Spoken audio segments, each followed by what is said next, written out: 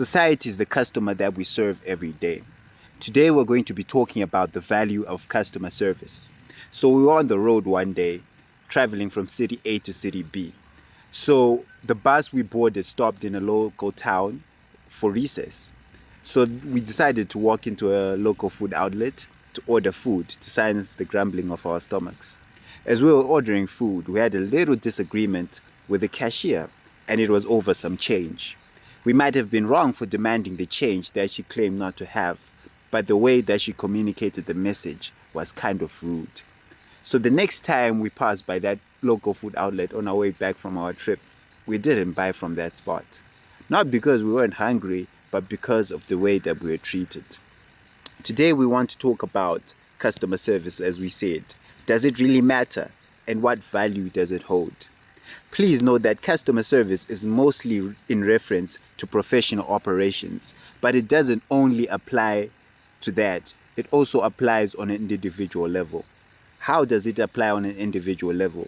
Because, like companies or organizations, people also have roles to play in society. For example, parents have a role to play for their children. So we can say that parents serve their children and children are parents' customers. Friends also have a role to play in society. So we can also say that friends can also be our customers.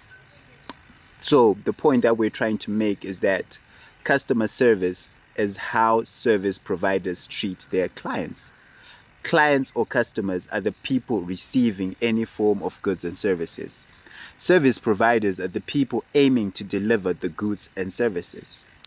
So, since human beings run this world, the successful delivery of goods and services involves the cooperation of people. And people only cooperate when they're satisfied. For example, the reason why people go to work every day is because they are paid and money satisfies them. And the reason why children cooperate is because they want to satisfy their parents. Why do they want to do that? Because their parents take good care of them. Okay, so people only cooperate when they are satisfied. So if there's no cooperation, then it means that someone is not satisfied. This shows us the value of customer service because customer service leads to customer satisfaction, and customer satisfaction promotes cooperation, and cooperation leads to the successful delivery of goods and services, right? So here are the three values of customer service.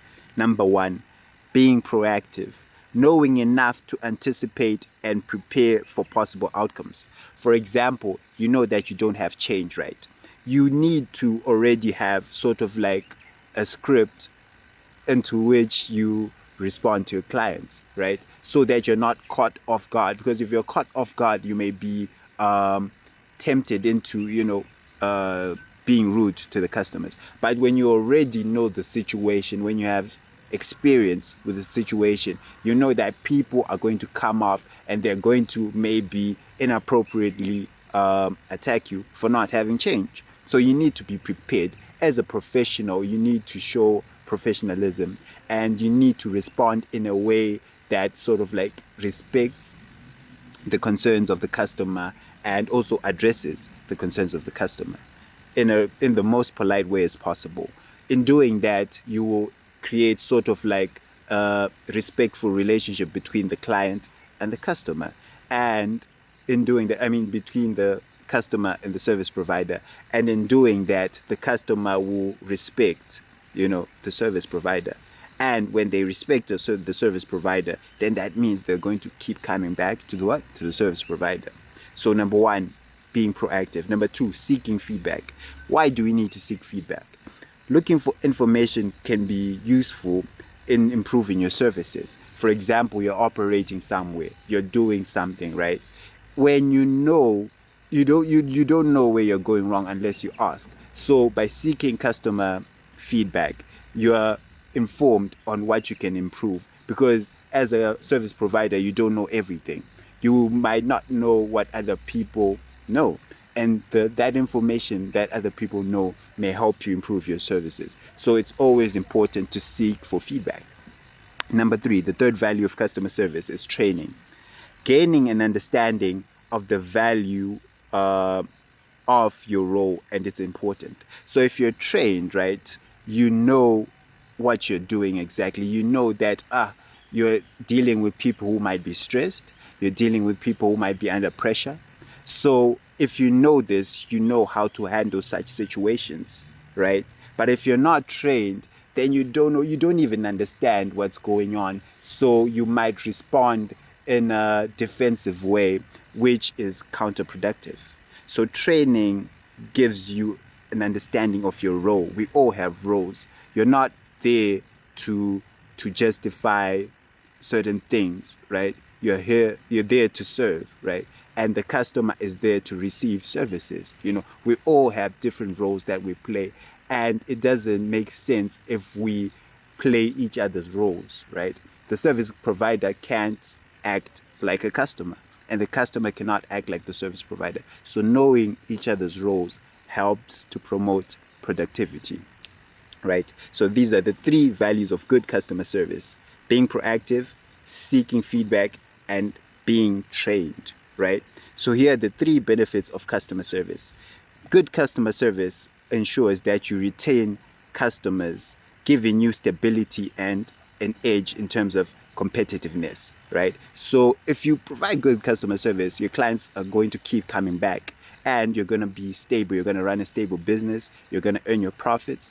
If it's on an individual level, right, you maintain the people that you have in your life. You don't cross other people. If you have certain friends, you maintain those friendships, because friendships are useful. If you have family, you maintain family, because family is valuable. So the number one benefit is retaining your customers. The second benefit is you get referrals, therefore expanding your network and building a good reputation. So if you do a good job, the person who received the good service will tell their friend, and their friend will tell their friend, and your network will expand. That means you get more people coming to you. If you're a business, if you're a hospital, more patients will keep coming to you because they know that this hospital is great. And if you're an individual, more people will keep coming to you for assistance or for guidance or for whatever. Yeah, because you're a good friend. So this helps you, or this benefits you in a way that it expands your network. And it's always good to have a big network, because we need each other as people and we help each other in different ways. Okay, so the third benefit is boosting progress and development in whatever you do, right? If you have good customer service, that means there's going to be cooperation, and the more cooperation there is, the more productivity and development there is, and you're boosted. Whatever you do. If you're a service, if you sell phones, more phones are going to be sold, right? If you are a parent, then you're going to have a good relationship with your children. If you're a spouse, your marriage is going to flourish, because like I said, customers are not, like, the term customer isn't limited to professional fields. It also applies on an individual level. Okay, so this marks the end of our presentation on the value of customer services. This presentation was written by Teaching Dome under Golden Cloud Network, and our top reference is an article on customer service on www.mailchimp.com. Thank you for your time.